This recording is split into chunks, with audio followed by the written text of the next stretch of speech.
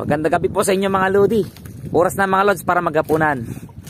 Pero magluluto pa lang po ako. Ayan mga lods, oh, nagpapadingas pa lang. May dadala akong kalan. Magsasabaw ako ngayon mga lodi. Kahit na mag-isa lang dito sa laot, eh, kailangan naman ng kumain ng may sabaw.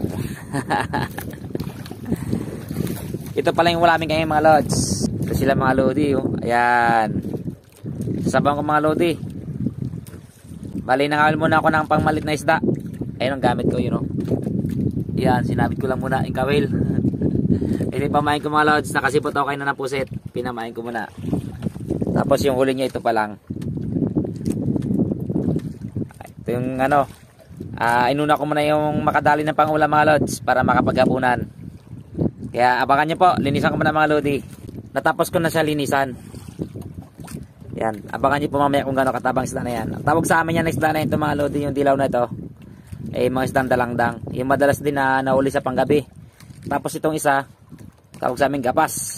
Yan. Tabayan nyo mga lods, nagpapakulo na ako ng tubig. Ayan o, nakasara na yung kaldero. Advantage ng may dadalang kalan mga lods.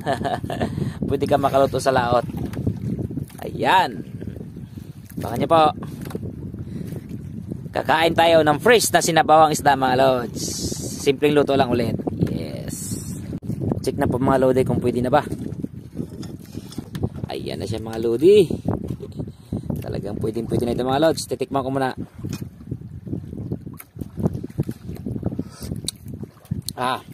Pwede na mga lods. Ito na yung sabaw mga lodi, oh. Nagkukulay-kulay pula. Tama na isda na ito mga lods. Tama. Marahil nagtataka kayo mga lodi, ako lang mag-isa. Pero ang dami kong nilutong ulam. 4 na pirasong isda. Kasi mga lods, minsan natatanghalian ng inyong lingkod. Pag gusto ko pa mga huli sa pang-araw, baka makadali pa ng isda sa pang-araw na huli. Kaya may ano ko, dadalang kaldero. May dadala din po akong bigas. Kaya kinabukasan mga lods, kapag matanghalian naman po yung lingkod, magsasaing na lang ako para makapagkain ng pang-umagahan. Nagdadala kami ng bigas mga lodi, tsaka ano, ito, mga uling. Ito yung papalaot po talaga yung mga lods. Panigurado kapag natanghalian, may makain. Yon, kaya kain tayo mga lodi.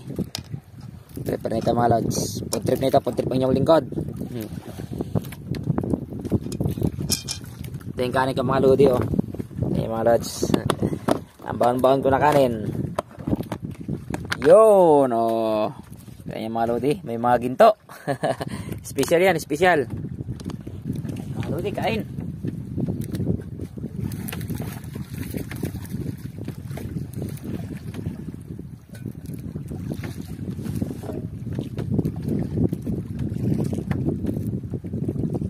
Sapa ko lang ito mga lods. Yan, talaga.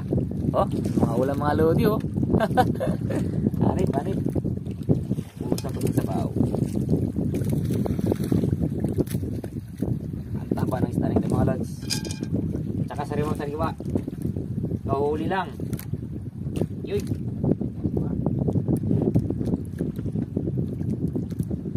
Yun, talaga. Napag na ng sabaw. Unang subo para sa mga lodi ko.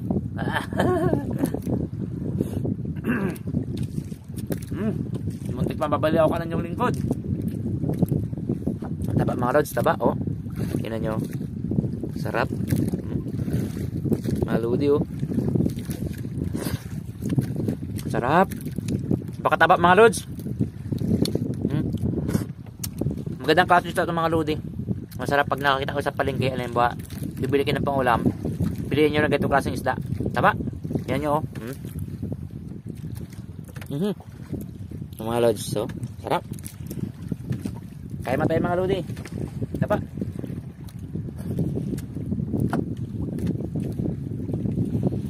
Tsaka ibang lasa talaga mga lods kapag nasa dagat kayo kumakain. Parang napakalasa po ng pagkain kapag dito sa laot.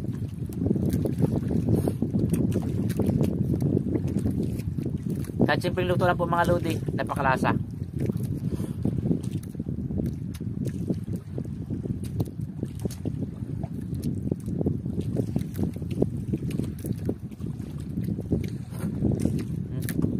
Sarap.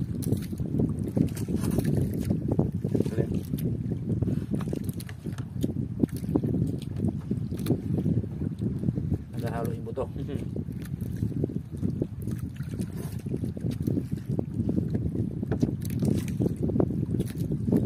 Napalit tayo ng mga lodi oh.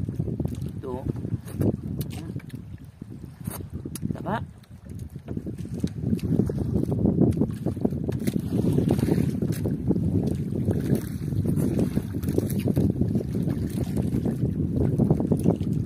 Pag ang isda mataba mga lods, ibig sabihin masipag siya maghanap ng pagkain.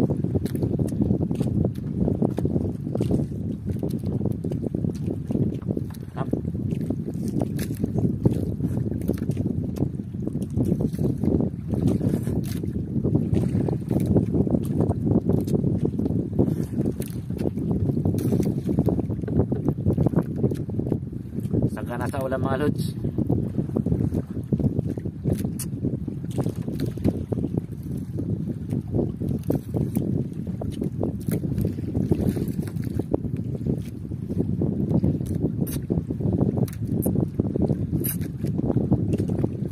Okay. Sabot sa mga lodi. Boundary na, boundary.